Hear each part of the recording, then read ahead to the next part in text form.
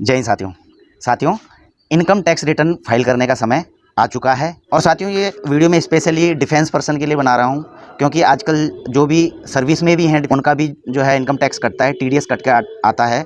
आप चेक कर सकते हैं अपनी पे स्लिप में।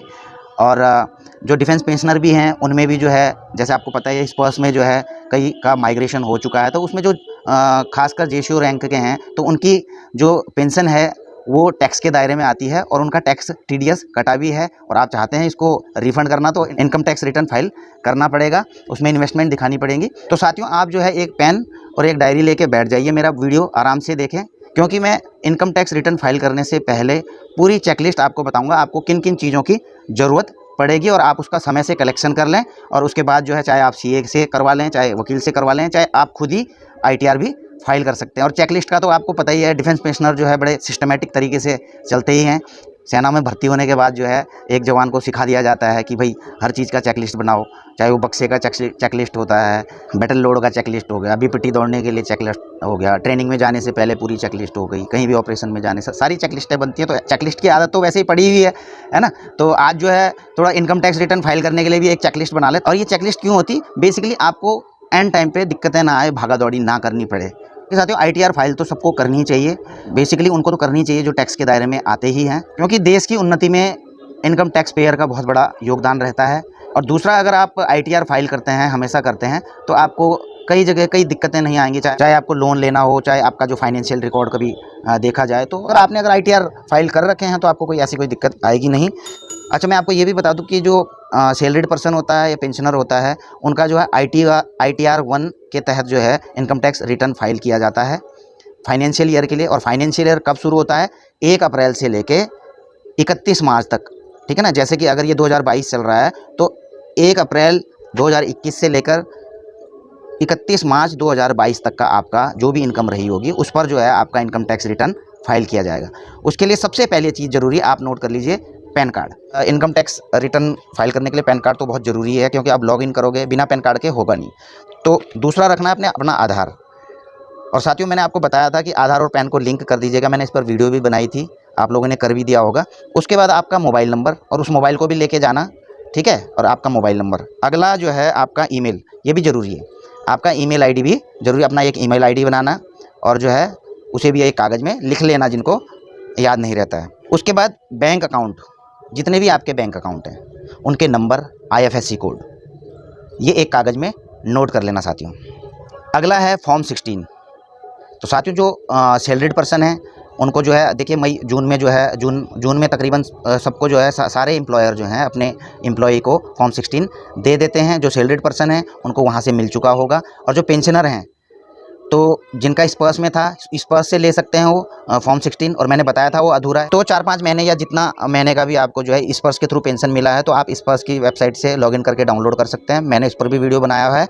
और बाकी जितना आपने बैंक से उससे पहले पेंशन लिया था, तो आप वो बैंक से जा कर के अपना फॉर्म 16 ले लें। अब फॉर्म 16 में एक पार्ट ए होता है, टीडीएस सर्टिफिकेट होता है वो, तो आप जो है बैंक में जाकर वो पार्ट ए भी ले लें, वो पूरा टीडीएस सर्टिफिकेट होता है।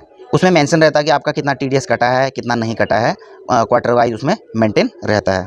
और जो सैलरीड पर्सन है, तो अपना फॉर्म 16 तो आप रख ही लें, जो आपकी 1-2 सैलरी स्लिप होंगी कुछ, वो भी रख लेना, क्योंकि उसमें जो है आपके अलाउंसेज रहते हैं, जैसे CILQ आपको मिलता है, या फिर फील्ड के अलाउंस हैं, CI का अलाउंस है, CA आपका मेंटेन रहता है ना। तो ये चीज़ें जो है, जो इनकम टैक्स के जिन पे छूट रहती है, तो आप जब अपना सैलरी स्लिप भी दिखाओगे तो उसमें सारी चीज़ें मेंटेन रहेंगी, तो CA को दिक्कत नहीं आएगी आपका इनकम टैक्स रिटर्न फाइल करने में। इसके अलावा आप बैंक या पोस्ट ऑफिस जहाँ भी आपका खाता है, तो वहाँ से इंटरेस्ट सर्टिफिकेट आप हासिल कर लीजिए। अब इंटरेस्ट किस चीज़ का होता है? आपकी कोई आरडी रहती है, एफडी रहती है, या जो पेंशन आ जाते हैं उनके सीनियर सिटीजन सेविंग स्कीम्स रहती हैं खुली हुई हैं, तो उन पे जो इंटरेस्ट मिलता है, ब्याज मिलता है, वो भी आपकी इनकम में शामिल होता है। एक होता है फॉर्म 26AS। अगर आप इंटरनेट बैंकिंग करते हैं तो जो है वहाँ से भी आप जो है फॉर्म 26AS निकाल सकते हैं। और अदरवाइज जो जब आप फाइल करोगे तो आपका वकील या CA भी वहाँ पे से पूरा जनरेट कर सकता है फॉर्म 26AS। तो उसमें पूरी डिटेल रहती है, आपके जितने भी अकाउंट रहते हैं, आपकी जो भी इनकम रहती है, वो सारी की सारी उसमें जो है मेंटेन रहती है कि कितना आपका टीडीएस कटा है, किस आपकी सैलरी में से कितना पैसा आया, तो वो सारी चीज़ें उसमें मेंटेन रहती है। तो वो आपका CA भी निकाल सकता है, और आप चाहें तो आप खुद भी निकाल सकते हैं, ऑनलाइन बैंकिंग से। अब देखिए आपका TDS कटा होगा या नहीं भी कटा हुआ है, लेकिन आप टैक्स के दायरे में आ रहे हैं, तो आपको अपनी उसमें इन्वेस्टमेंट दिखानी पड़ती है ताकि जो है आपका टैक्स ना कटे। तो उसके लिए मैं कुछ चीज़ें बताऊंगा, आप इन चीज़ों को भी रख लीजिए अपने पास कि जैसा कि आपको पता है 80C में 1.5 लाख तक की छूट होती है, तो उसके लिए आपको कुछ डॉक्यूमेंट्स रख लेने पड़े। सैलरीड पर्सन है उनका तो देखिए चाहे वो AFPP, AGIF, आपका CILQ, फील्ड अलाउंस, तो ये चीज़ें सारी आ जाती हैं। इसलिए मैं बोल रहा था कि अपनी जो है एक सैलरी स्लिप भी आप रख लेना, ठीक है ना।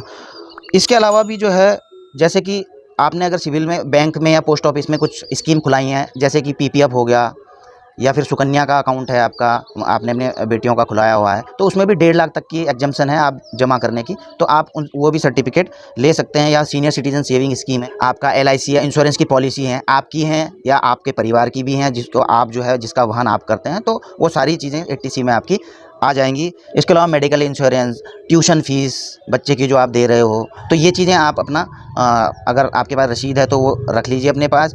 बैंक से या कहीं से भी आपने जो है अगर हाउसिंग लोन लिया हुआ है तो उसका रीपेमेंट सर्टिफिकेट ले लेना साथियों। उसमें क्या रहता है, दो उसमें रहते हैं, एक तो प्रिंसिपल अमाउंट रहती है वो आपकी 80C में आ जाती है 1.5 लाख तक वाले उसमें, और जो आप जो इंटरेस्ट पेड रहता है वो अमाउंट उसमें अलग सी डिस्प्ले होती है, तो उसके लिए अलग है, वहाँ 2 लाख तक की छूट आपको मिल सकती है। इसलिए आप जो है उसका आप रीपेमेंट सर्टिफिकेट ज़रूर ले लें फाइनेंशियल ईयर का। और दूसरा, अगर आपने एजुकेशन लोन लिया है बच्चों के लिए, तो आप जो है एजुकेशन लोन का भी जो है रीपेमेंट सर्टिफिकेट ले लेना, उसकी भी टैक्स में छूट मिलती है। अच्छा, इसके अलावा जो है कुछ मेडिकल ट्रीटमेंट कराया हो आपने अपना या जो है डिपेंडेंट का, और आपका खर्चा आया हो उसमें, ठीक है, तो आप उसकी रसीदें भी जो है रख सकते हैं, उस पर भी टैक्स की छूट रहती है, अलग अलग रहती है, ठीक है ना। इसके बारे में कभी डिटेल से बताऊंगा।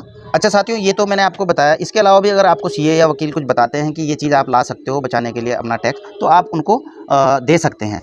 और आपकी सैलरी प्लस आपकी सैलरी या पेंशन के अलावा यदि आपकी कोई इनकम है, जैसे कैपिटल गेन है, आपने कुछ प्रॉपर्टी बेची है, तो उसको भी इन्फॉर्म करें। आपका म्यूचुअल फंड हो गया, ठीक है ना, या फिर आपका इक्विटी शेयर्स हो गए, तो ये भी आप जो है अपने CA के साथ में उनको बताएं इस चीज़ के बारे में, और उनको डॉक्यूमेंट इस चीज़ के दिखाएं। इसके अलावा एग्रीकल्चर इनकम अगर आपकी है, या फिर हाउस रेंट आपने दिया हुआ किसी को किराए पे, वो आपका किराए पे आपके नाम पर है, तो फिर आपको उसको भी अपनी इनकम में दिखाना चाहिए।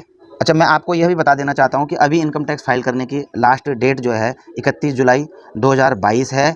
अगर आप तब तक इनकम टैक्स रिटर्न फाइल कर देते हैं तो आप पर जो है कोई पेनल्टी या फिर आपके जो है टैक्स पर कोई ब्याज नहीं पड़ेगा। लेकिन अगर आप उसके बाद करते हैं, कर तो उसके बाद भी सकते हैं, लेकिन आपको कुछ पेनल्टी देनी पड़ेगी, आपको टैक्स पर ब्याज भी देना पड़ेगा। तो अच्छा है कि आप समय पर ही फाइल कर लें।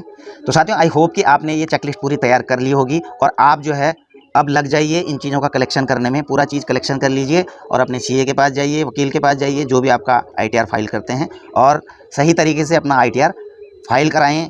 अगर आपको रिफ़ंड होना होगा तो रिफ़ंड भी होगा, अगर इस दायरे में आते होंगे। वीडियो अगर आपको अच्छी लगी हो तो इसे लाइक शेयर जरूर कर देना। कुछ कमेंट करना चाहते हो तो कमेंट कर सकते हैं। चैनल को सब्सक्राइब करके बेल आइकन का घंटा जरूर दबा देना साथियों। जल्द मिलूंगा नई वीडियो के साथ में। जय हिंद, वंदे मातरम।